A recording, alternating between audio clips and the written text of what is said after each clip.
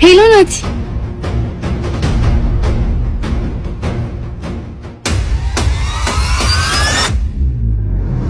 ምንም አታስብ። ዛሬ ሚኪን አሰልፌ እሰጥሃለሁ።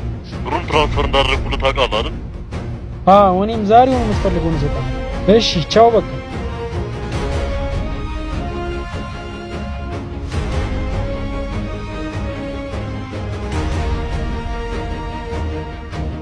ሄሎ ናቲ።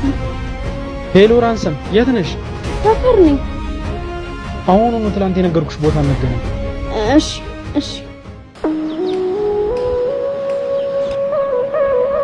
ፈጣሪ አሁን እሺ ምን አባቴ ላደርግ ነው?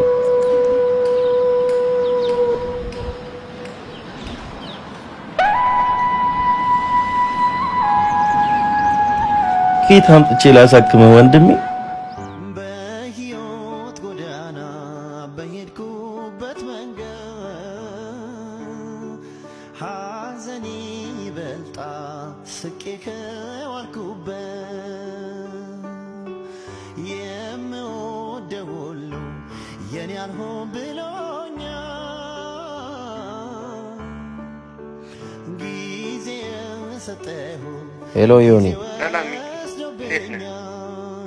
አለው ዮኒ፣ አንድ ነገር ላስቸግር ነበር። እሺ ምንድነው መረዳ?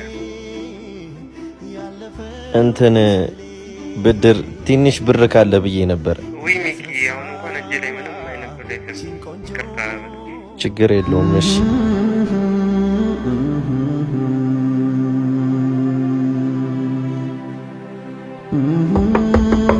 ማን ነው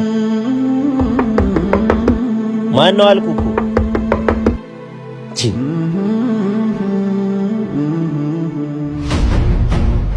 ወንድሜ እንዴት? ቆይ ማለት ሳትታከም እኮ መውጣት አትችልም።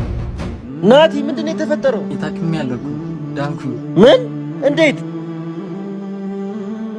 ይኸውልኝ አንተን ከሚፈልጉ ሰዎች ጋር ተስማምቼ ነበር።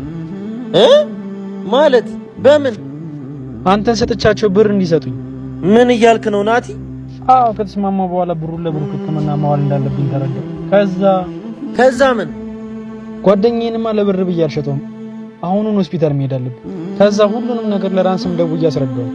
በቃ ሚኪ፣ አሁን እኮ መደሰት ነው ያለብህ። በጣም ደስ ብሎኛል። ግን ምን ሚኪ? ፍላሻውን ማን ጋር ነው? እኔ ጋር ነው። ቤት ነው አይደለ? ስጠኝ። አረ እዚህ ነው። ወዴት ነው? ይሄ ነገር ማብቃት አለበት። ለህግ አሳልፈው ይሰጣሉ እንዴ? እኛ ሳንሆን ወንጀል ነው የሰሩት። እኛ ሳንሆን ህግ ነው ሊያዩ የሚገባው።